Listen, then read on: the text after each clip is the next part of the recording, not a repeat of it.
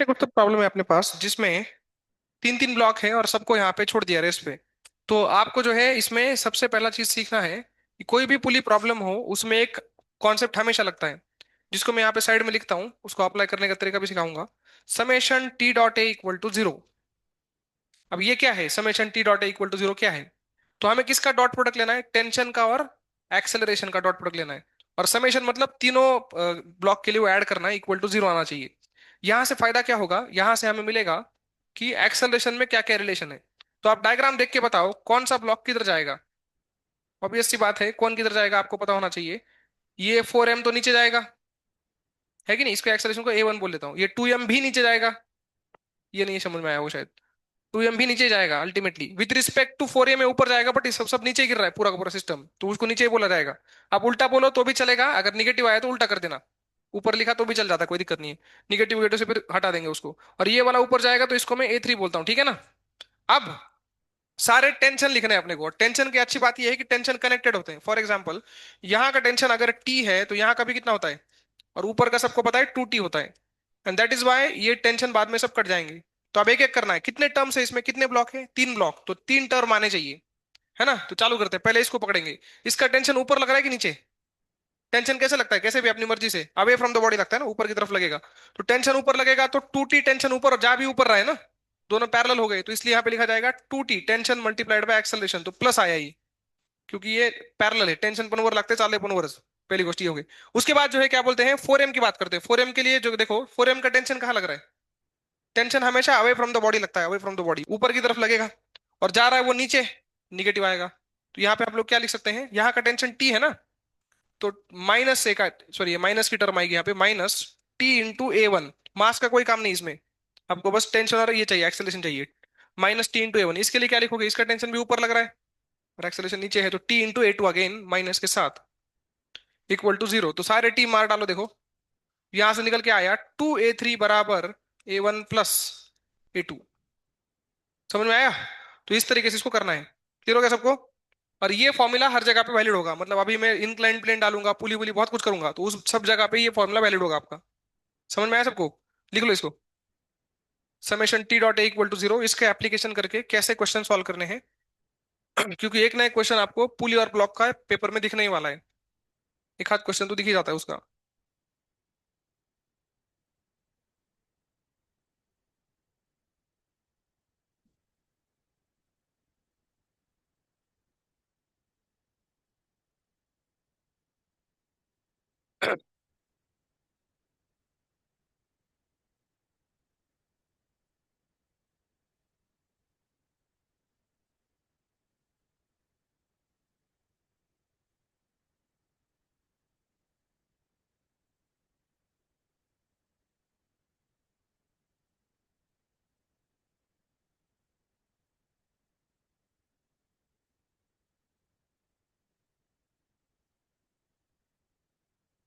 हो गया लिखे?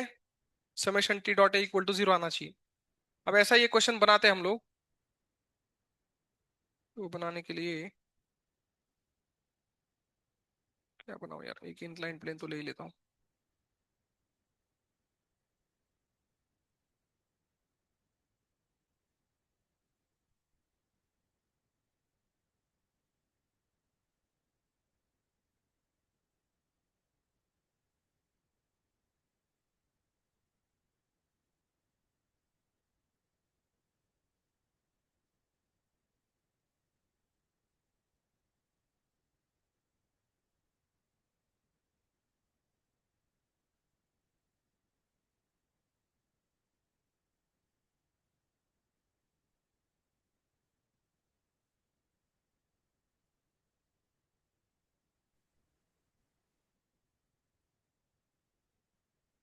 ये डायग्राम बनाओ।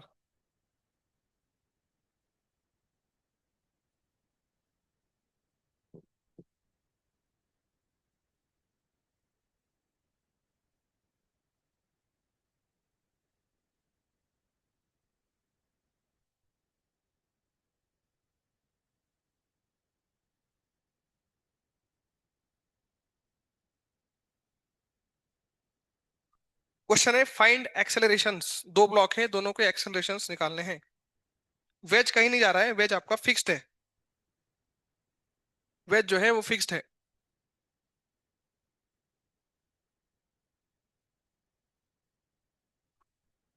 तो सब लोग इमेजिन करके बताओ कि कौन किधर जाएगा।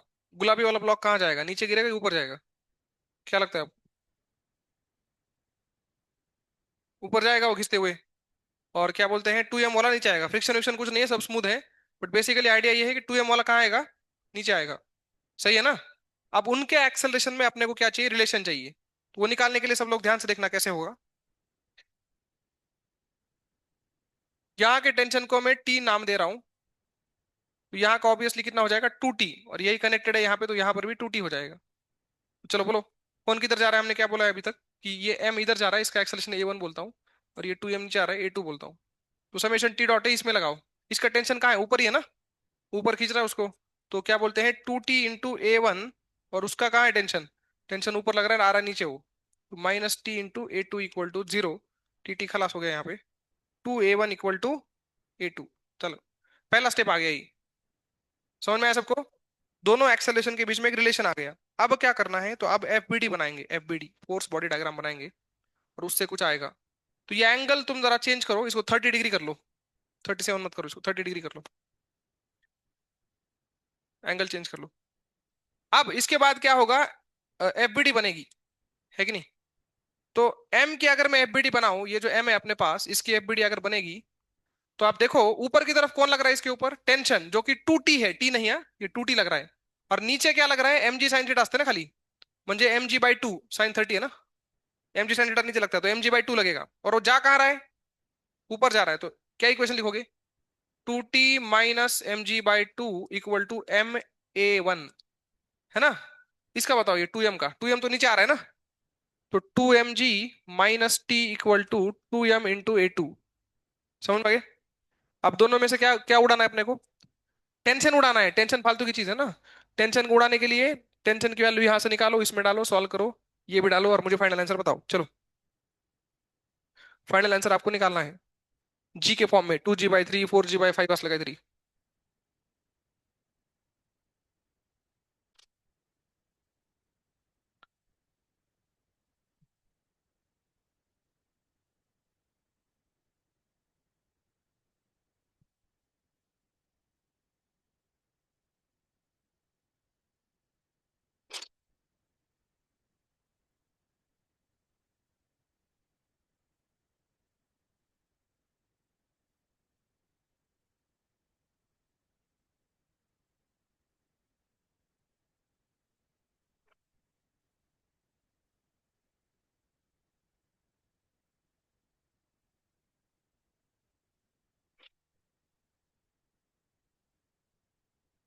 A1 A2 आए किसी के?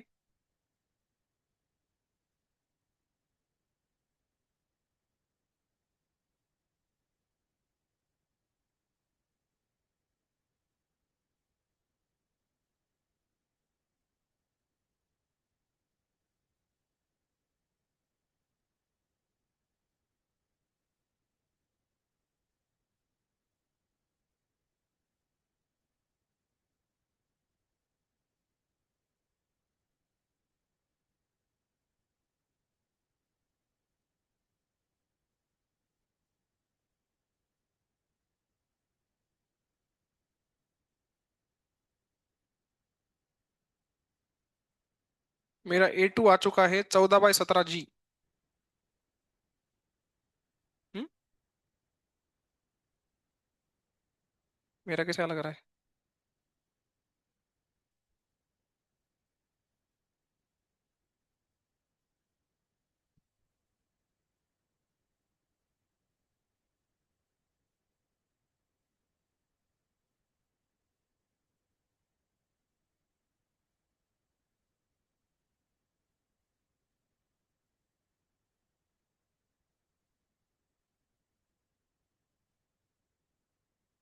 असं नाही आलं का?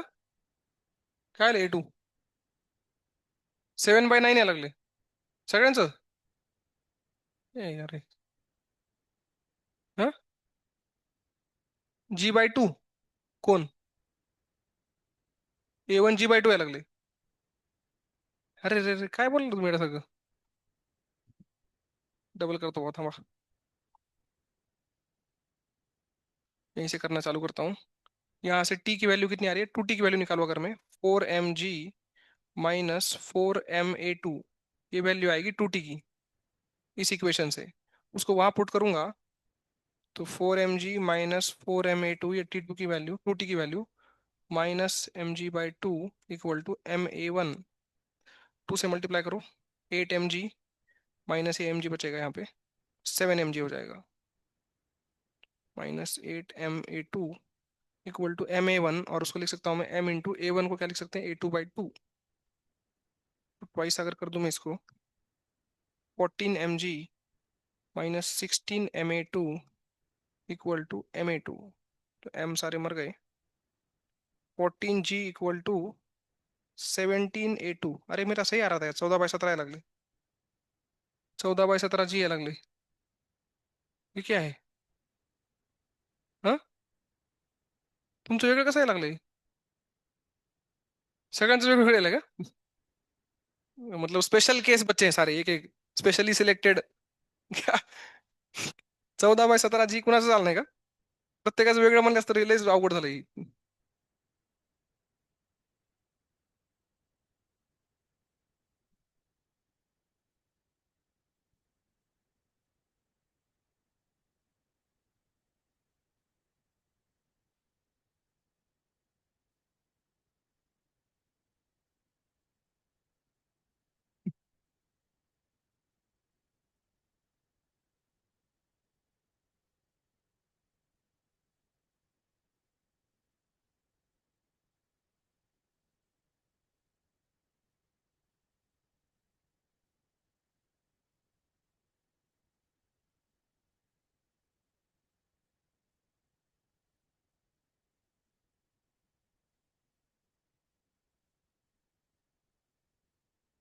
आता तरी आलं कोणाचं, अजून वेगळं त्याला लागले,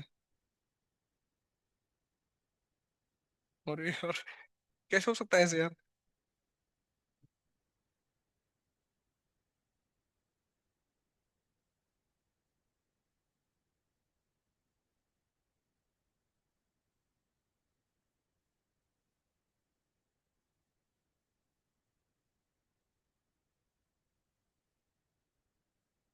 अच्छा मेरा गलत आ रहा शायद, इधर लगता है गलती कर दी मैंने, इधर कुछ तो गलती की आहे मैंने, इकडे ह्याला 8 केलं मी, ह्याला पण 8 केलं पण त्याला टॉईस करायचं राहिलं, 2ma1 ची व्हॅल्यू ma2, मतलब इथं 2 येत नाही असं. माझं चुकायला लागले, मी स्पेशल केस वाटेल तो यहाँ पे देखो 7g की वैल्यू आ रही है 9a2, हाँ तो a2 की वैल्यू आ रही है 7/9g, आता आलं ना तुमचं. हा मी टेस्ट करत होतो कुणाचं कसं आहे म्हणजे anyways, या 2 से मल्टीप्लाई करना रहेगा, तो 7/9 जी आ गया आंसर, ठीक है. ये तो a2 का है, a1 का कैसे निकालोगे, यहाँ से ट्वाइस करेंगे इसको, है ना, 14/9 हो जाएगा, है ना. a2 निकाला ना तुमने, अच्छा a1 निकालना है, आधा हो जाएगा तो 7/18 हो जाएगा, a1 निकालना है तो इस तरह से दोनों आ जाएंगे.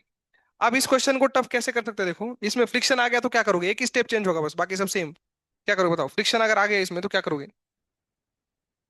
फ्रिक्शन किस पे लगेगा, कौन कांटेक्ट में है, गुलाबी वाला ना, इसके ऊपर फ्रिक्शन कहाँ लगेगा, नीचे लगेगा, और कितना लगेगा वो, मतलब कहते थे फ्रिक्शनचा फॉर्मुला इनक्लाइन प्लेन किती असते, mu M G cos theta, याद है. तो वो सब म्यू वगैरह देना पड़ेगा, फिर mu M G cos theta लगेगा, और यहाँ पे बस फर्क पड़ेगा कौन से इक्वेशन में, ये वाले में थोड़ा सा फोर्स में एक और माइनस टर्म आ जाएगी, ठीक है. बाकी जो है ये फॉर्मूला बहुत काम का है, समेशन टी डॉट ए वाला, इससे आपको रिलेशन मिलता है ए वन और ए टू में, उसके बाद ये आगे आप लोग कुछ कर सकते हो, ठीक है. अब जो है एक फाइनल क्वेश्चन इस तरह का, नहीं फाइनल की जरूरत नहीं, मेरे ख्याल से हो गया, टी डॉट ए वाले में इतना ही कर सकते हैं, और एक बड़ा सा कर देता हूं देखो. मान लो अपने पास एक बहुत बड़ा ब्लॉक है, 7m मास है इसका, ठीक है, और इसको कितनी रस्सियां लगाऊं, दो बस हो जाएगी, एक पुली यहाँ पे लटकी हुई है ऐसे, यहाँ पे एक और पुली,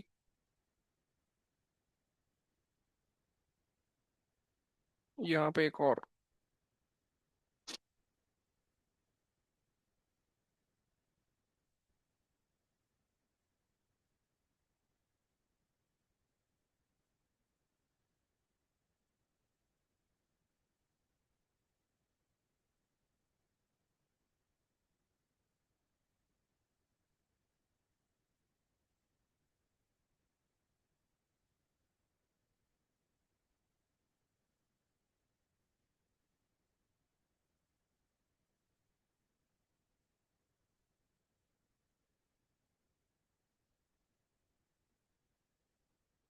देखो ये ऐसा कुछ तो है भयंकर। ठीक है। अब इसमें आपको बोलेगा कि यार दोनों का एक्सेलरेशन निकालो, क्योंकि दो ही ब्लॉक है ना अल्टीमेटली। दो ही ब्लॉक है। तो इसमें से कौन सा किधर जाएगा पहले सोचो और बताओ। इसको लिखो मत, बड़ा लंबा सा ही, इसको डायरेक्ट सॉल्व करते हैं। कौन सा किधर जाएगा बताओ। 7m कहाँ जाएगा, नीचे जाएगा ना। है कि नहीं, 7m अगर नीचे जाएगा हम लोग माने, तो यहाँ पर इसका एक्सेलरेशन कितना आएगा देखो। इसका एक्सेलरेशन को A1 बोलता हूँ, और इसके वाले को मैं ऊपर की तरफ A2 बोलता हूँ। अब टेंशन लिखना सबसे इंपॉर्टेंट चीज है इसमें। तो ये टेंशन अगर T है तो ये भी कितना हो जाएगा, T हो जाएगा, एक ही रस्सी है ना ये। फिर ऊपर का 2T हो जाएगा, लेकिन ये व्हाइट वाली रस्सी में पूरा कितना हो जाएगा 2T। फिर येलो वाली आ गई, इसमें हो जाएगा 4T। तो ये घूम के फिर यहाँ पे कितना हो जाएगा 4T। समझ में आया। अब सोचो, 7m ब्लॉक के ऊपर टेंशन ऊपर लग रहे हैं और तीन तीन लग रहे हैं। इधर कितना लग रहा है 4T, इधर कितना, मतलब टोटल 6 हो गया ना।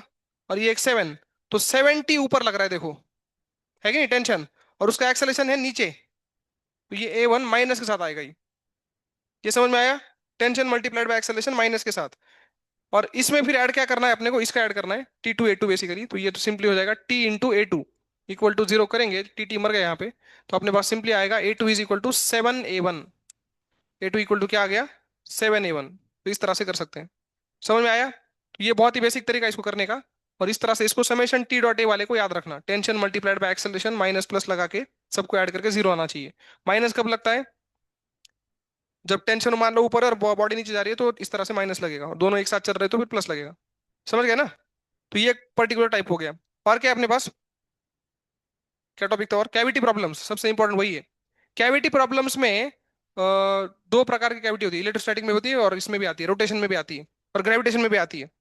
तो इलेक्ट्रोस्टैटिक वाली देखे, कौन सी देखे बताओ। इलेक्ट्रोस्टैटिक वाली मैंने बताई कि आपको नहीं बताई। वेरिएबल वाला बताया था वो शायद, इंटीग्रेशन वाला। पहले क्लास में बताया था ना, इंटीग्रेशन इलेक्ट्रोस्टैटिक। तो कौन सी बताओ कैविटी, बताओ तुम पहले। ग्रेविटेशन, रोटेशन की इलेक्ट्रोस्टैटिक। पहले रोटेशन। ठीक है। तो रोटेशन का देखो, रोटेशन में कैविटी मतलब मोमेंट ऑफ इनर्शिया के लिए आता होगा, किसके लिए आता होगा, मोमेंट ऑफ इनर्शिया, है ना। तो कुछ मोमेंट ऑफ इनर्शिया पहले याद होने चाहिए। बताइए सॉलिड स्फीयर का मोमेंट ऑफ इनर्शिया कितना होता है, 2/5 mr² ना। तो देखो ध्यान से, अभी एक सॉलिड स्फीयर है हमारे पास,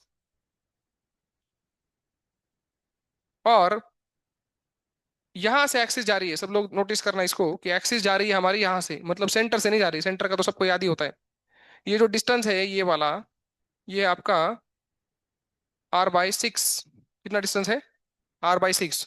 और इस एक्सिस के अबाउट जो है स्फीयर घूमेगा, तो मोमेंट ऑफ इनर्शिया कैसे निकालोगे बताओ। कौन सा फॉर्मूला लगाओगे, पैरेलल एक्सिस थ्योरम ना। याद है सबको पैरेलल एक्सिस थ्योरम। अब इसी में मैं कैविटी डाल रहा हूं, सब लोग ध्यान से देखिए। इसी में कैविटी हम लोग डालेंगे।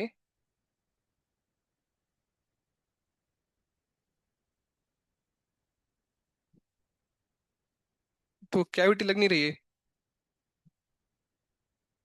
कैसे करें यार इसको। एक काम करो, दिख रहा है क्या ये?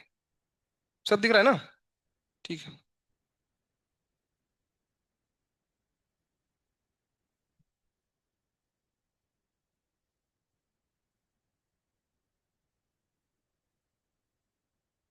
तो ये आ गई कैविटी। ठीक है। अब ध्यान से देखो, एक बड़ा सा स्पीयर था, उसमें से जो है ये वाला स्पीयर तुमने हटा दिया, तो ये जो हटाया हुआ स्पीयर, इसकी रेडियस कितनी है कौन बताएगा। ये सेंटर दिख रहा है ना आपको।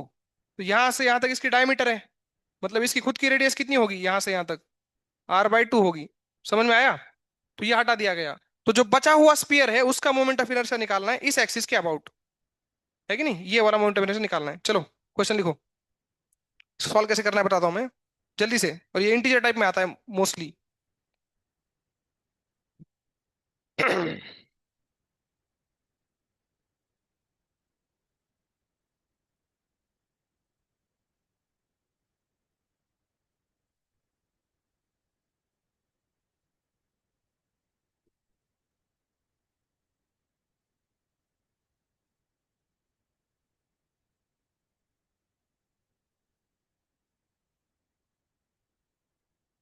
अब पैरेलल एक्सिस थ्योरम यूज करने के लिए बहुत ही इंपॉर्टेंट कॉन्सेप्ट है एक। पहले बताओ पैरेलल एक्सिस थ्योरम का फॉर्मूला क्या है, वो तो सबको याद याद ही होगा। क्या फॉर्मूला है, I = ICM + MD²। है ना। ये ICM क्या है, सेंटर ऑफ मास से जाने वाले एक्सिस के अबाउट मोमेंट ऑफ इनर्शिया। तो कंपलसरी सेंटर ऑफ मास वाले एक्सिस चाहिए, दूसरी नहीं चाहिए। तो सबसे पहली बात तो ये होगी कि ये जो गिवन डायग्राम है इसको इमेजिन कैसे करें। It's a combination of two diagrams. It's a combination of two diagrams. ये इसका मोमेंट ऑफ इनर्शिया निकालने के लिए आपको दो डायग्राम में देखना पड़ेगा। और एम कॉमा आर क्या है? एम कॉमा आर है ओरिजिनल जो स्पीयर था उसका मास है, ठीक है ना। ओरिजिनल स्पीयर जो था बिना कटा हुआ पूरा, उसका डेटा ही है एम कॉमा आर। समझ में आया? अब ये डायग्राम सोचने के लिए मेरे पास दो तरीके हैं, सब लोग ध्यान से देखिए। हम इसको ऐसे करेंगे, हम बोलेंगे कि हमारे पास एक ओरिजिनल स्पीयर है।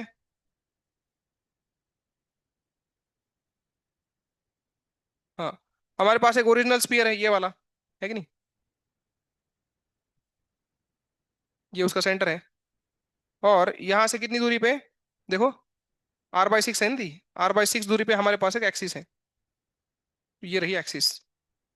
दिख गया सबको? तो ये ओरिजिनल डायग्राम हो गया। ये क्या हो गया? Original diagram about the given axis. इसमें से क्या सबट्रैक्ट करना है? कैविटी, है ना। तो कैविटी सबट्रैक्ट करना मतलब सेम एक्सिस के अबाउट आपको कैविटी की डायग्राम बनानी है। ओरिजिनल डायग्राम में से कैविटी की डायग्राम उड़ा देंगे तो ये बचेगा, है कि नहीं। तो सेम एक्सिस, देखो वही एक्सिस है ब्लू वाली, उसके अबाउट कैविटी ड्रॉ करो। तो कैविटी को मैं इस तरह से दिखाऊंगा यहाँ पे। तो ये रही कैविटी। इसको आप ऐसे सोचो, ये है। अब मुझे बताओ, कैविटी के सेंटर से ये दूरी कितनी है? एक्सिस की दूरी उधर डायग्राम में देखो। यहां से यहां तक कितना है? R/6 ना। और यहां से यहां तक कितना है? R/2। तो R/2 प्लस R/6 कितनी असते? 2R/3, बरोबर का। तो ये D इज इक्वल टू कितना आ गया? 2R/3 आ गया। समझ में आया? और डिस्टेंस सेंटर से क्यों लिया? क्योंकि पैरेलल थ्योरम में किसकी इंपॉर्टेंस होती है? सेंटर ऑफ मास की ना। तो वहां से डिस्टेंस लेना है अपने को। क्लियर हो गया? तो ये वाला मोमेंट ऑफ इनर्शिया जो आएगा वहां से ये वाला उड़ा देंगे तो वो बचेगा। एक्सिस सेम रखिए, देखो सेम एक्सिस के अबाउट ओरिजिनल का और सेम एक्सिस के अबाउट कैविटी का सबट्रैक्ट हो जाएगा तो वो आ जाएगा। अब अपने पास दो क्वेश्चन आ चुके हैं, वो क्वेश्चन सॉल्व करने के लिए ये दो क्वेश्चन सॉल्व करने हैं। तो इन पे फोकस करो, पहले डायग्राम बना लो दोनों। क्वेश्चन को हमने स्प्लिट कर दिया है। एक्सिस चेंज नहीं करनी, उसी एक्सिस के अबाउट क्वेश्चन जो है स्प्लिट होगा आपका।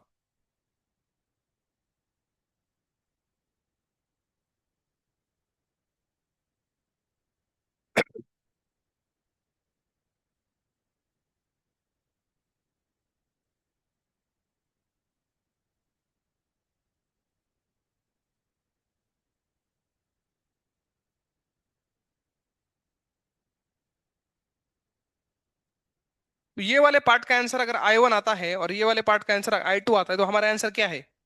I1 - I2। तो I1 सेपरेट काटे थे, I2 सेपरेट काटे थे, आंसर आने से। तो I1 निकालना अभी चालू करेंगे, ठीक है। तो I1 निकालने के लिए क्या करना है? Parallel axis theorem.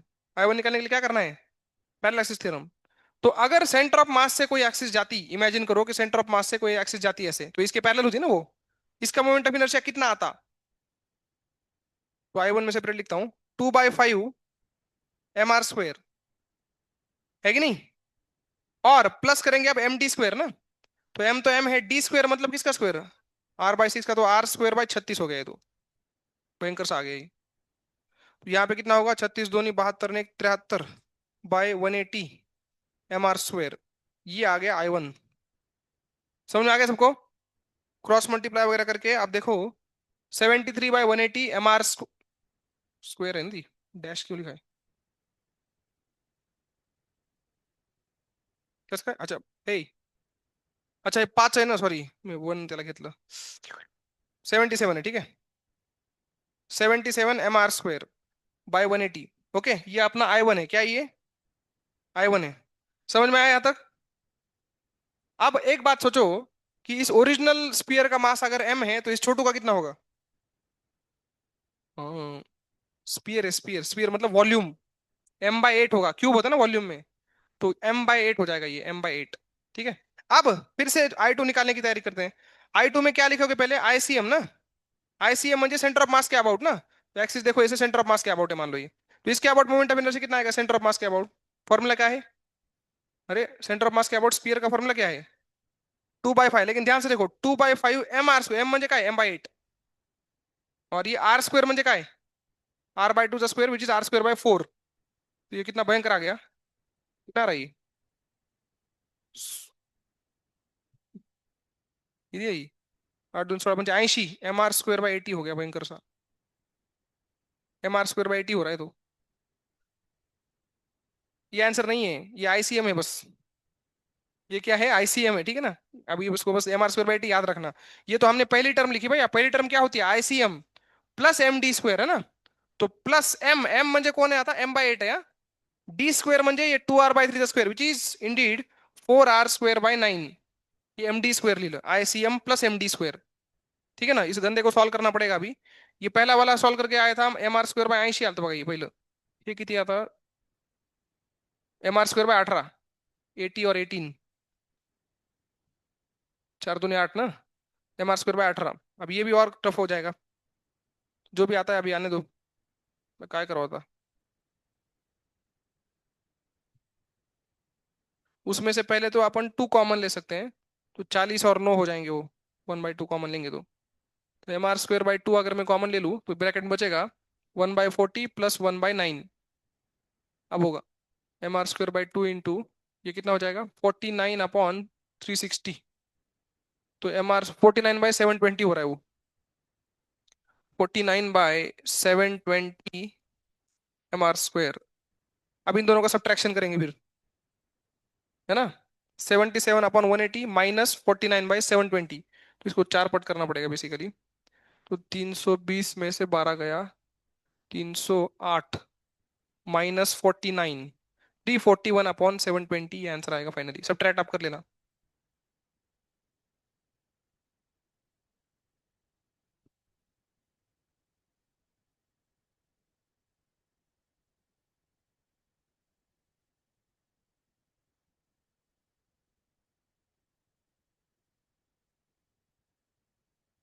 लगता है मैंने ऐड कर दिया उसको, पता नहीं क्या किया मैंने।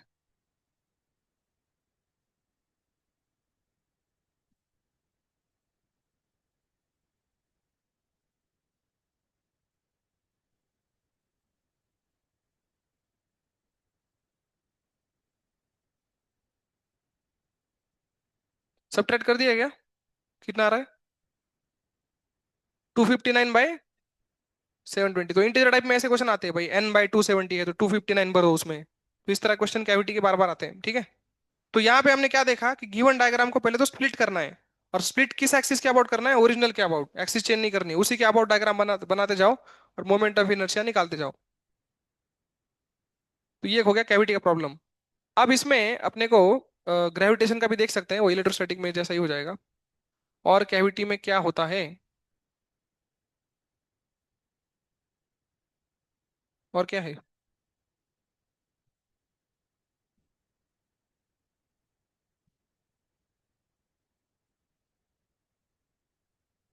सेम एक्सिस के अबाउट रिपीट होगा। कैविटी में चलो दूसरे चैप्टर में घुसते हैं, अभी इलेक्ट्रोस्टैटिक में घुसते हैं। इलेक्ट्रोस्टैटिक में घुसने से पहले आपको एक इलेक्ट्रोस्टैटिक मतलब इलेक्ट्रोस्टैटिक में स्पीयर का काम क्या होता है। Sphere behaves like a point charge kept at the centre, याद है क्या। तो यूनिफॉर्मली चार्ज स्पीयर का पहला थ्योरी पढ़ लेंगे थोड़ा सा। तो अपने पास अगर यूनिफॉर्मली चार्ज स्पीयर है, तो उसके 3 फॉर्मूले हमें याद होने चाहिए with their graphs also. Uniformly charge sphere अगर होगा तो बाय डिफॉल्ट वो नॉन कंडक्टर होगा, क्योंकि कंडक्टर के अंदर चार्ज भरना पॉसिबल ही नहीं होता, कंडक्टर का चार्ज सारा सरफेस पे आ जाता है। तो जब भी बोला जाएगा यूनिफॉर्मली चार्ज स्पीयर है, मतलब वो कैसा है, नॉन कंडक्टर है, कैसा है। अब इसका रो डिफाइन होता है, क्या डिफाइन होता है इसका, रो, रो म्हणजे काय, चार्ज पर यूनिट वॉल्यूम, इसको बोलते हैं वॉल्यूम चार्ज डेंसिटी, है कि नहीं, क्या बोलते हैं इसको, वॉल्यूम चार्ज डेंसिटी बोलते हैं। समझ में आया। अब इसके फॉर्मूले आपको अगर याद हो तो बताइए, कि यहाँ पे जो है अंदर वाले पॉइंट पे सेंटर से एक्स दूरी पे एक पॉइंट है, यहाँ इलेक्ट्रिक फील्ड कितनी होती है, किसको पता है। हाँ बोलो बोलो। के बोलते हो तुम लोग, ठीक है, के क्यू x/r³ ये अंदर वाली इलेक्ट्रिक फील्ड का फॉर्मूला है, ये तो याद ही होना चाहिए। बाहर अगर कोई पॉइंट है एक्स दूरी पे, एक्स दूरी पे कोई बाहर पॉइंट है, आउटसाइड पॉइंट, वहां इलेक्ट्रिक फील्ड कितनी आती है, k³ है ना, सेंटर से दूरी लेते हैं हम लोग। और सरफेस पे पता है आपको, ये k³ कैपिटल आर स्क्वायर हो जाएगा सरफेस पे। तो ये फॉर्मूला याद है ना, क्या पता याद है कि नहीं है, याद है पक्का। अब ये फॉर्मूला अगर आपको याद है, तो इसके बाद हम लोग कैविटी वाले प्रॉब्लम करेंगे, ठीक है ना। अब कैविटी वाले प्रॉब्लम में क्या होता है देखिए सब लोग, वही डायग्राम जो है कैविटी वाला बनाता हूँ फिर से।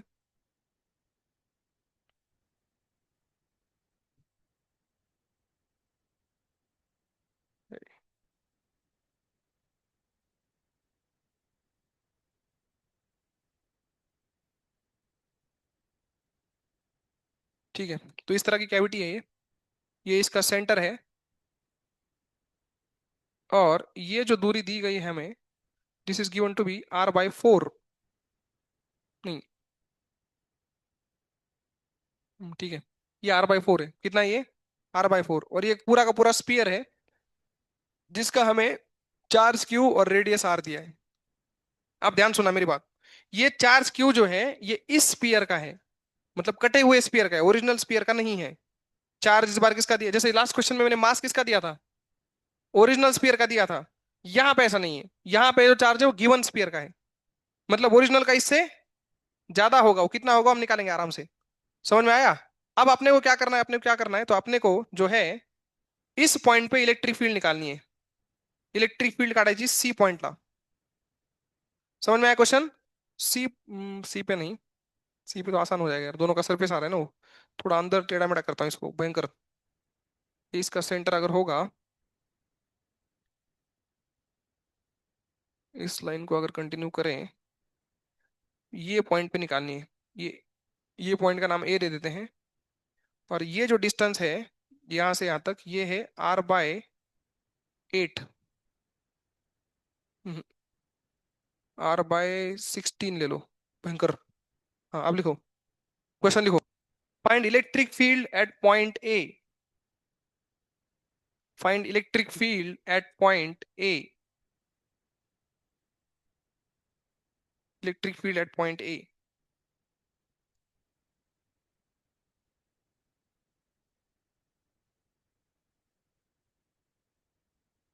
अरे रुको यार, कैविटी का तो एक फॉर्मूला ही है ना, पता है क्या आपको? कैविटी के अंदर यूनिफॉर्म इलेक्ट्रिक फील्ड होती है, सुना है कभी? मतलब इसको तुम निकाल सकते हो, बट एक इसका डायरेक्ट फॉर्मूला है एक्चुअली। ये फालतू में क्वेश्चन दे दिया मैंने। डायरेक्ट फॉर्मूला है एक, मुझे याद नहीं आ रहा ना इसलिए तो प्रॉब्लम है। एक डायरेक्ट फॉर्मूला है वो वाला।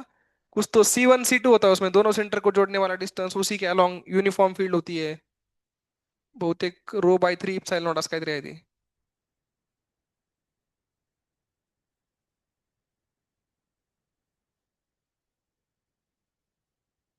फॉर्मूला निकालते हैं ना, रुको। इंटरनेट है ना अपने पास। एक मिनट। कैविटी के अंदर, अरे बहुत सस्ता फॉर्मूला है वो, एक नंबर, मुस्लिम मुस्लिम याद ही रख सकते हो तुम लोग। अ, ये सुनता है क्या आवाज?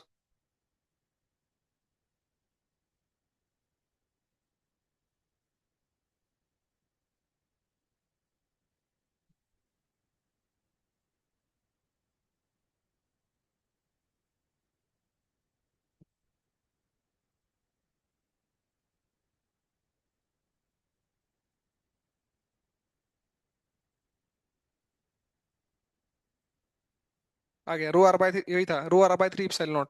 नहीं, ये था क्या?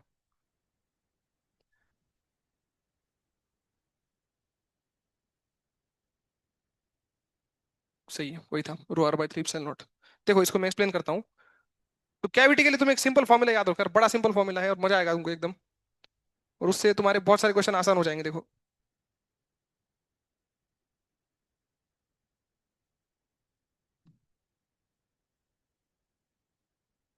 ये कैसे हुआ? मैंने तो नहीं किया था ये।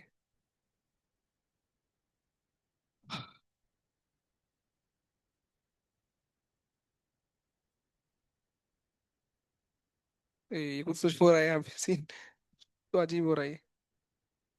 छोड़ो। तो ये अपना स्पीयर है और इसके अंदर ही छोटी सी कैविटी है। ठीक है,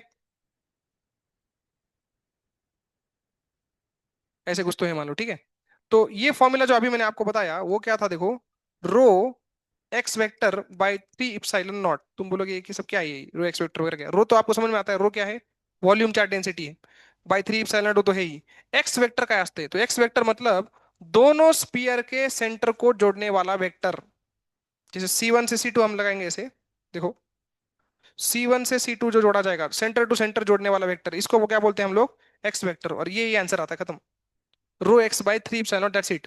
तुम बोलोगे सर कहाँ आंसर निकाला आपने? कहीं भी निकालो, इस पूरे कैविटी में यूनिफॉर्म इलेक्ट्रिक फील्ड आता है। कैसा फील्ड आता है? यूनिफॉर्म मतलब हर जगह इलेक्ट्रिक फील्ड ऐसे ही होगा, एक्स वेक्टर के अलॉन्ग। एक्स ऐसा वेक्टर है ना, बघा। सगळे एक्स पैरेलल असं। कहीं भी निकालो तुम, किसी भी पॉइंट पे निकालो, आजू बाजू कहीं भी निकालो, यही आंसर आएगा। ρx/3 epsilon not. X vector तनाव का है, centre to centre vector. X vector तनाव का है, सेंटर टू सेंटर वेक्टर, लिखो इसको। तो इसके क्वेश्चन भी मैं कराऊंगा आपको, पहले आप लिख लो फॉर्मूला। शॉर्ट ट्रिक है ये डायरेक्ट आंसर निकालने का। Rho x by three epsilon not where x is known as centre to centre vector.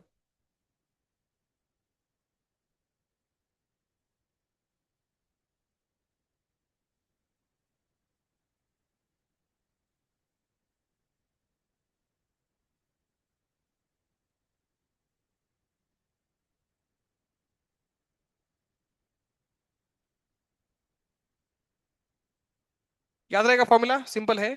Row x by three epsilon not, ये फॉर्मूला किस लिए लगाना है, हमेशा लगाना है ये फॉर्मूला में हेडिंग लिखो, electric field inside the cavity का फॉर्मूला है। Electric field inside the cavity, electric field inside the cavity का ये फॉर्मूला है। अब इस फॉर्मूले के शॉर्टकट से हम लोग लास्ट वाला क्वेश्चन सॉल्व करते हैं, बड़ी आसानी से एक लाइन में हो जाएगा। तो ये रहा हमारा क्वेश्चन, ये दिखाना था ना इस क्वेश्चन में, देखो। इस क्वेश्चन के अनुसार ये हमें क्या पूछ रहा है, कैविटी के अंदर की पूछ रहा है ना इलेक्ट्रिक फील्ड। ए पॉइंट कहाँ लाई करता है, कैविटी के अंदर लाई करता है। तो कैविटी के अंदर कहीं भी निकालो, इधर निकालो, कहीं भी निकालो। कैविटी के अंदर का तो फॉर्मूला है डायरेक्ट, क्या है formula, rho X by three epsilon not. तो लिख लिया भाई, रो बाय थ्री इप्सिलॉन लिख लिया। एक्स वेक्टर कुठे आता है, तो मैग्नीट्यूड चाहिए हमें, वो मैग्नीट्यूड चाहिए, उसको वेक्टर हटाओ। एक्स वेक्टर म्हणजे काय, सेंटर टू सेंटर डिस्टन्स ना। आता विचार करा, हा डिस्टन्स जर आर बाय फोर आहे, तर हे ए पॉइंट पासून बी पर्यंत ही ए बी दिसत, याला पी क्यू म्हणत हा भाई, पी आणि क्यू, पी क्यू किती असेल, थ्री आर बाय फोर ना। पी क्यू किती असेल, थ्री आर बाय फोर, आणि त्याच्या पण अर्ध केलं तर हे असेल बघा, three are by eight. Clear हो गया सबको।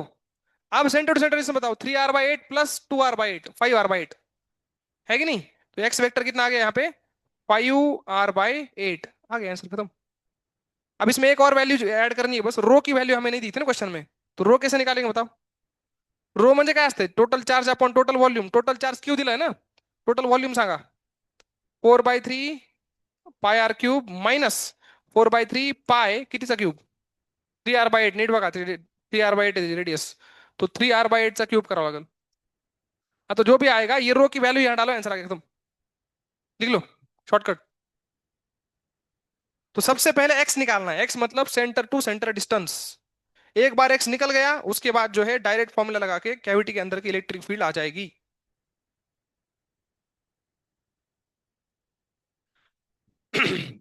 और ये इलेक्ट्रिक फील्ड सिर्फ ए पॉइंट की नहीं है, आप कैविटी के अंदर कोई भी पॉइंट ले लो, बाजू में टेढ़ा मेढ़ा कहीं भी ले लो, उसका आंसर यही आएगा हमेशा।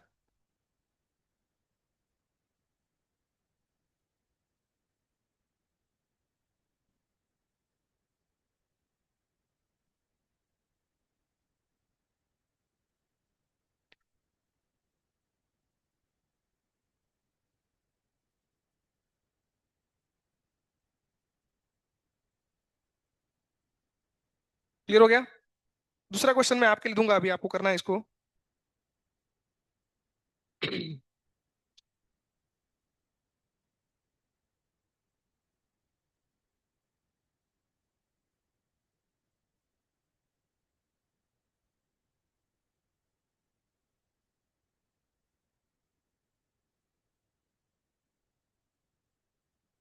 हो गया सबका ये वाला।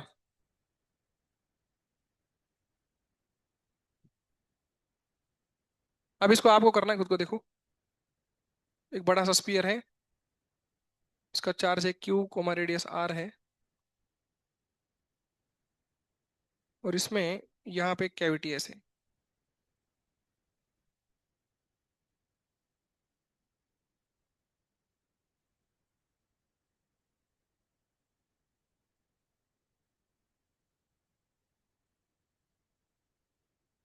बड़े वाले की रेडियस आर है, और छोटे वाले की जो रेडियस है वो है आर बाई टेन। ठीक है, आर बाई टेन है ही।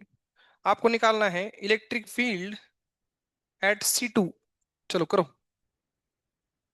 इलेक्ट्रिक फील्ड अंदर कहीं भी निकालो, सी टू पे निकालो, बी टू पे निकालो, कहीं भी निकालो, क्या फर्क पड़ता है, वही आंसर आएगा। अच्छा, ये चार्ज लो ही मत, इधर डायरेक्ट ये ले लो, रो ले लो, रो। रो दिया है मान लो, निकालने जनरेट खत्म। रो दिया है ना। आपको बस एक ही तो स्टेप करना है यार, एक्स ढूंढना है यार, इतना भी नहीं कर सकते क्या। Rho x by three epsilon naught answer आने वाला है, बट एक्स क्या है बताओ। एक्स क्या है?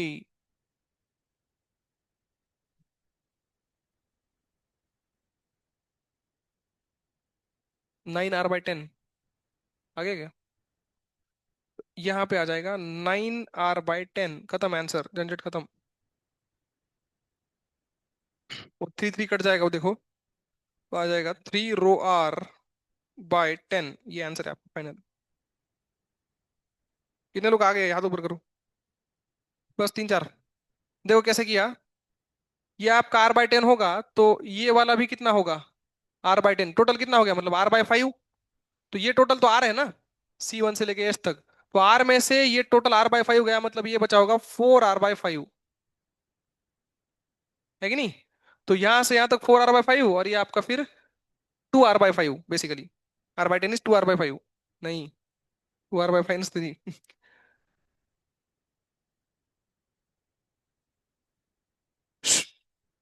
हाँ, ऐसे करो, इसको इसको करो 8r/10। 8r/10 plus r/10, 9r/10।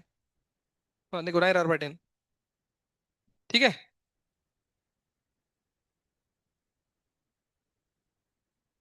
हाँ सही है। तो इस तरह से बस ज्योमेट्री लगानी है, एक्स ढूंढना है बेसिकली। इस क्वेश्चन में एक्स ढूंढना था इंपॉर्टेंट है। एक्स मतलब centre to centre distance, very important.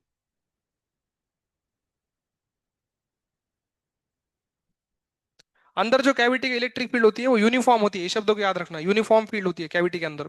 Uniform का मतलब उसका मैग्नीट्यूड और उसका डायरेक्शन हर जगह पे क्या रहता है, सेम रहता है। मतलब पॉइंट चाहे आप C1 लो, C2, मतलब अंदर कोई भी पॉइंट ले लो, सब जगह पे यही आंसर आएगा। आंसर डिस्टेंस के साथ चेंज नहीं होगा। ये इंपॉर्टेंट है यहाँ पे, कैविटी प्रॉब्लम्स में। ठीक है।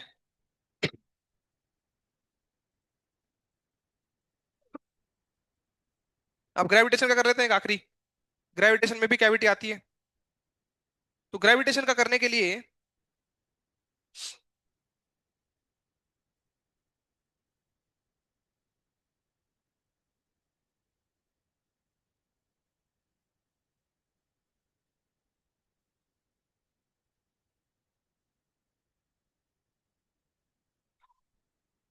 इधर ऐसे ही कर लेता हूँ इसको। तो ये क्या है देखो, सॉलिड स्फीयर है आपका। इसका मास m है और इसकी रेडियस r है। जो दिख रहा है उसका मास m है, ओरिजिनल का नहीं। ये डिस्टेंस है आपका r, और ये डिस्टेंस है आपका 3r। ऐसे है। डायग्राम बनाओ चलो। अब हम कैविटी की बात नहीं कर रहे हैं, अब हम पॉइंट ए की बात कर रहे हैं, जो कि यहां से सेंटर से 4r दूरी पे है। यहाँ पे अपने को ग्रेविटी निकालनी है, ग्रेविटेशनल एक्सेलरेशन निकालना है बेसिकली। मतलब ग्रेविटेशनल फील्ड निकालनी है, ग्रेविटी निकालनी है g at point A. Attractive nature की होती हो तो इसको निकालना है। क्वेश्चन क्लियर है सबको?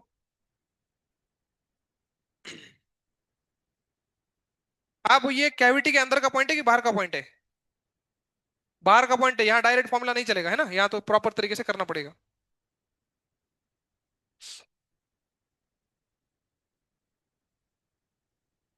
तो सबसे पहला काम क्या है, गिवन डायग्राम को दो हिस्सों में स्प्लिट करो। है कि नहीं? तो एक हिस्से में क्या बनेगा, एक कंप्लीट स्फीयर बनेगा, और दूसरे हिस्से में छोटा स्फीयर बनेगा जो रिमूव हुआ है। कंप्लीट स्फीयर की वजह से G1 आएगा, और छोटे की वजह से G2 आएगा। आंसर आएगा G1 - G2। है ना? तो G1 G2 के पहले मास निकालने पड़ेंगे, क्योंकि जो मास गिवन है वो मास तो जो है, जो रिमेनिंग पोर्शन जो डायग्राम दिख रहा है उसका मास है। वहां से अपने को ऑब्टेन करने के बाकी सारे मासेस। तो पहले तो मैं इसको स्प्लिट करना चालू कर देता हूँ। Given diagram can be visualise like this. ये ए पॉइंट यहाँ पे, डिंग डिंग डिंग डिंग डिंग डिंग डिंग, ये यहाँ पे। और आपका जो स्पीयर है 3r रेडियस का, वो ऐसे होगा यहाँ पे देखो। बड़ा स्पीयर ये, इसकी रेडियस 3r है ना। ये कंप्लीट स्पीयर आ गया। क्या आ गया ये? कंप्लीट स्पीयर आ गया। इसका मास कितना होगा, कौन बताएगा? कैसे करेंगे? इन दोनों में कॉमन क्या है, ह्याच्यामध्ये कॉमन क्या है, डेंसिटी। दोनों की डेंसिटी इक्वल है ना, तो इक्वल कर दो। इसकी डेंसिटी कैसे लिखेंगे? डेंसिटी क्या असती, मास अपॉन वॉल्यूम ना। त्याचं वॉल्यूम सांगा बरं।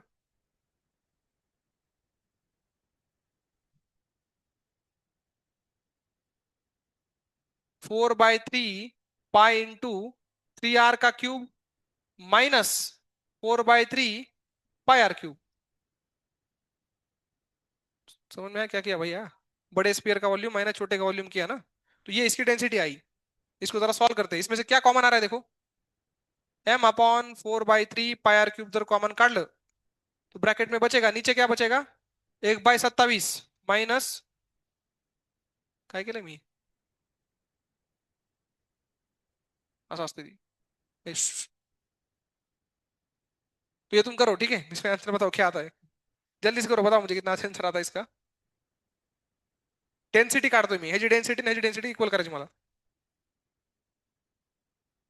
बघा बरं किती येते ते। तिथं 27 आहे लागले ना, 27 होता, एक 26 आहे लागले म्हणजे, मग ते पूर्ण सोडवा ना खाली वरी करून, त्याला जे काय ते 4 ने मल्टिप्लाय 3 वर जाणार,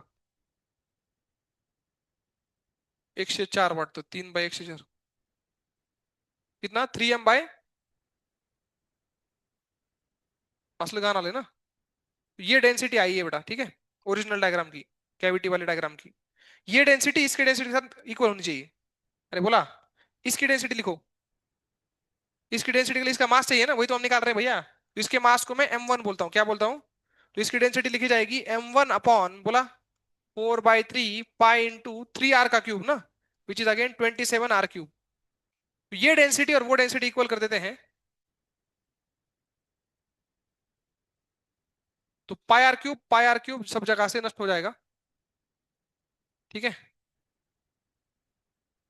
m1 हे 3 इकडे पाठवू आपण, नाही 3 कटणार ते वर येऊन, हे 3 पहिल्यांदा वर येणार, ह्यासोबत कटणार बघा, कटलं ते, 3 मेले खाली, काय आलं 27 × 4, 27 × 4 किती असते, 108, 108, हे झालं 108 खाली, इक्वल टू इकडे राहिलं m/104, म्हणजे m1 ची व्हॅल्यू आली 108/104 m, विच इज,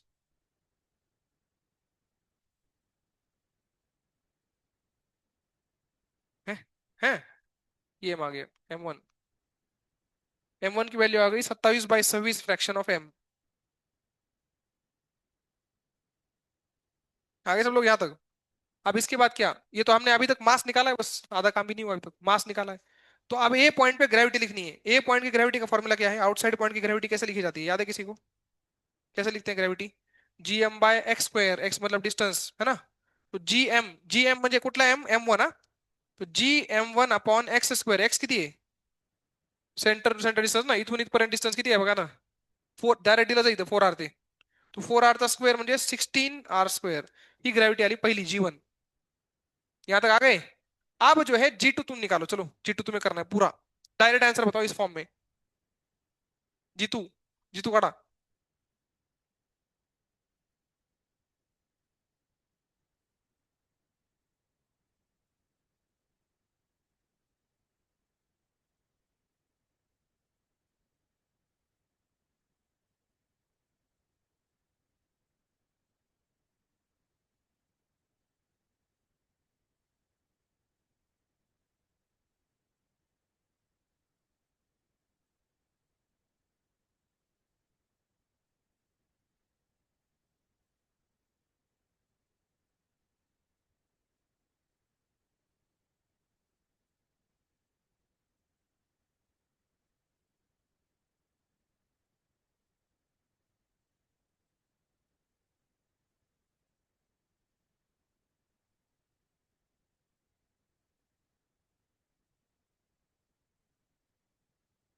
G2 निकालो सब लोग। पहले तो M2 बताओ, छोटू का मास कितना आया, जैसे यहाँ पे 27/26 आलं ना, तिकडे काय आलं बघा, 1/26, पक्का।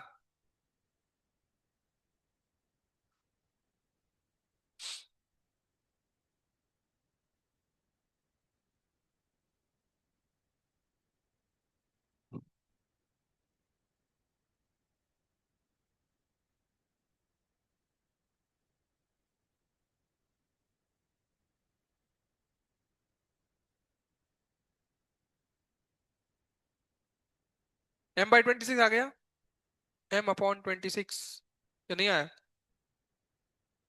उसके बाद क्या करना है, मास तो निकाल लिया, फिर फॉर्मूला लगा के फिर से आपको सेंटर टू सेंटर डिस्टेंस उसका भी 4r ही आ रहा है, तो वही आएगा फिर से gm2/16r², और फिर सब्ट्रैक्शन होगा, g/16r² common, m1 minus m2, 27/26 minus, मग किती, 26/26 मध्ये 1 ना, मुझे उत्तर क्या आया, GM/r², GM/16 r²। हाँ तो सही है, बढ़िया है। अच्छा आंसर आया ये तो। GM/16 r², इंटीजर टाइप में आ जाएगा ये।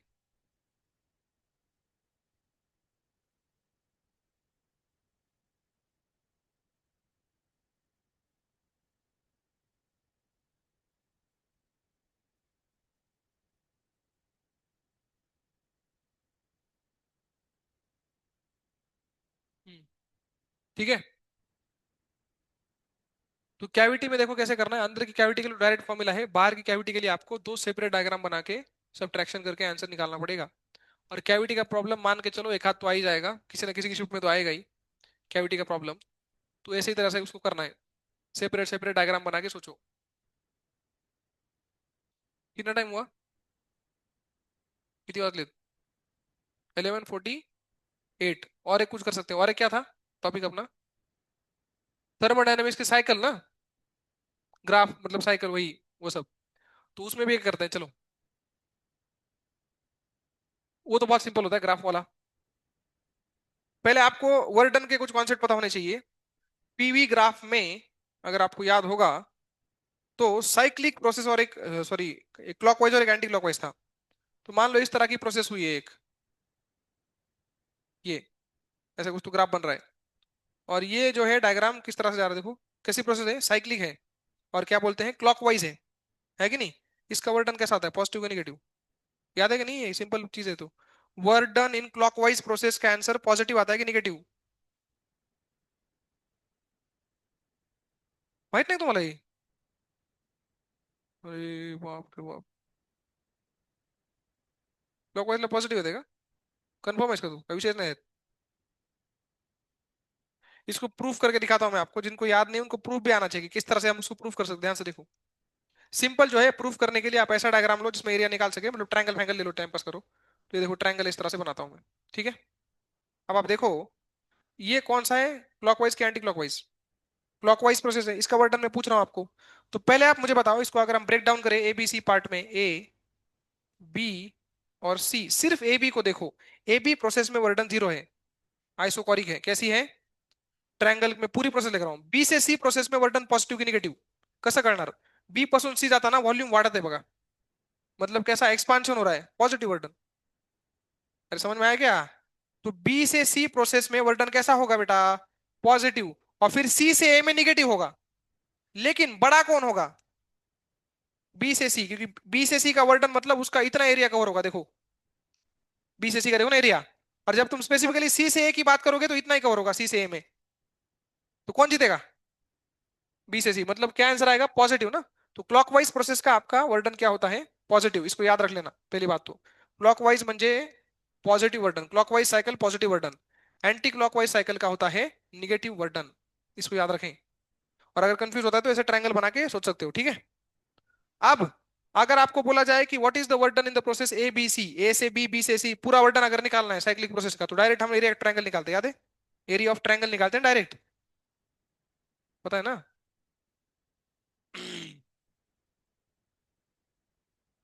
तो ये पहला कॉन्सेप्ट हो गया, चलो ये तो कॉन्सेप्ट था कि क्लॉकवाइज और एंटी क्लॉकवाइज का क्या करना है, क्लॉकवाइज वाले वर्डन सभी पॉजिटिव, एंटी क्लॉकवाइज वाले निगेटिव। अब जो है सब लोग ध्यान से मेरी बात सुनना, कि आपका जो ए से बी प्रोसेस है वो आइसोकॉरिक है ना, मतलब उसमें क्या 0 है, वर्डन 0 है। तो मैं लिख सकता हूं Q A B is equal to delta U A B, क्या लगा कर दे, थर्मोडायनेमिक्स का लॉ क्या बोलता है, Q is equal to delta U plus W आता है ना। तो डब्ल्यू तो 0 हो गया, तो Q is equal to delta U, Q is equal to क्या हो गया, डेल्टा यू। अब इसमें इसमें क्या मतलब है, देखो ए से बी में क्या हो रहा है, आपका प्रेशर तो बढ़ रहा है ना, कांस्टेंट वॉल्यूम पे प्रेशर बढ़ रहा है, can you imagine this, constant volume पे प्रेशर बढ़ रहा है, तो टेम्परेचर भी घटेगा।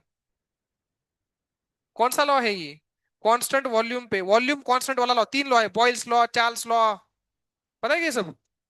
तो कांस्टेंट वॉल्यूम वाला लॉ क्या कौन सा था, Charles law, pressure is proportional to temperature, हटो देगा, pressure is proportional to temperature. तो चार्ल्स लॉ के अनुसार वॉल्यूम कांस्टेंट है, ए से बी में प्रेशर बढ़ रहा है, टेम्परेचर भी क्या होगा, बढ़ेगा, टेम्परेचर बढ़ेगा मतलब डेल्टा यू पॉजिटिव, है कि नहीं, इसका मतलब क्यू भी क्या हो जाएगा, क्योंकि इक्वल है ना पॉजिटिव। तो ऐसे क्वेश्चन पूछेंगे आपको, ए से बी में हीट एब्जॉर्ब हुई है कि रिजेक्ट हुई है, तो आंसर क्या है, ए से बी में हीट एब्जॉर्ब हुई है कि रिजेक्ट हुई है। अगर आपका डेल्टा यू पॉजिटिव है तो क्यू भी पॉजिटिव आया, मतलब हीट एब्जॉर्ब हुई। तो ऐसे फालतू क्वेश्चन आ सकते हैं। अब तुम बताओ बी से सी में क्या हो रहा है। रुको, बी से सी में टफ है। एक काम करो, सी से ए में बताओ। सी से ए में हीट एब्जॉर्ब हुई है कि रिजेक्ट हुई, इतना बताओ बस। आराम से करो, सी से ए में।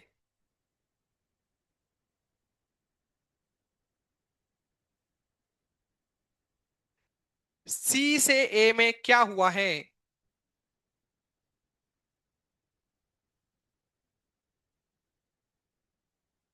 टफ है ये भी, लेकिन तुम शायद कर लोगे। ये बॉयल्स लॉ हो जाएगा शायद। नहीं, प्रेशर कांस्टेंट वाला कौन सा लॉ असते? चार्ल्स लॉ झाला की 3 दिन जाते इसका। बॉयल्स लॉ काय असते? Temperature constant. अरे काय, प्रेशर कॉन्स्टंटचा काय फायदा आहे मग? Volume is proportional to temperature then. Volume को हाँ इसे कर सकते हो, देखो बहुत अच्छा आएगा इसका आंसर। सी से ए में देखो कैसे करना है, ध्यान से देखो सब लोग। सी से ए में आप निकाल सकते हो कि क्या हुआ है हीट के बारे में। तो आप देखो, सी से ए में वॉल्यूम घट रहा है, वॉल्यूम डिक्रीज हुआ है, दिख रहा है सबको? वॉल्यूम डिक्रीज हुआ है, इसका मतलब प्रेशर तो कांस्टेंट है ना। कांस्टेंट प्रेशर पे अगर वॉल्यूम घट गया मतलब टेम्परेचर भी घट गया। इतना तो सबको आता है, पीवी इक्वल टू एनआरटी से। टेम्परेचर घटा मतलब delta U negative. Delta U क्या है? और मैं ये भी अच्छे चाहता हूं कि डेल्टा डब्ल्यू वर्क डन भी जो हुआ है सी से ए में वो भी निगेटिव है, क्योंकि वॉल्यूम घट रहा है ना यार। तो वर्क डन भी निगेटिव, डेल्टा डब्ल्यू भी निगेटिव, म्हणजे क्यू भी पक्का निगेटिव। क्यू निगेटिव म्हणजे हीट रिलीज हुई है, ऐसे हम बोल सकते हैं, है कि नहीं? तो इस तरीके से हम लोग जो है कमेंट कर सकते हैं हीट के ऊपर। क्लियर हो गया सबको? तो ये लिख लो चलो, दोनों प्रोसेस का लिख लो। आप पहले लिखो ए बी में क्या हुआ और फिर सी ए में क्या हुआ, अपनी भाषा में लिखो पूरा। कैसे हमने हीट निकाला प्रोसेस ए बी में और ए सी में या सी ए में।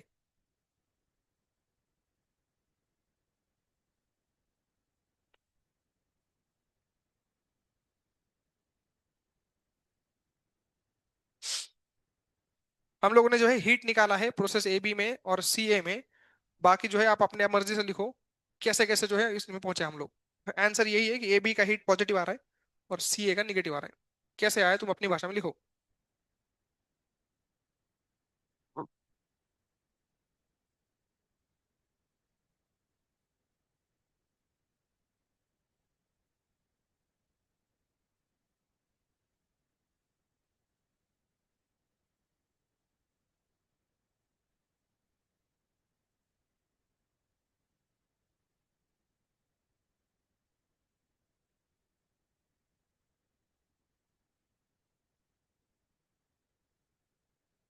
ठीक है, आज इतना ही करते हैं।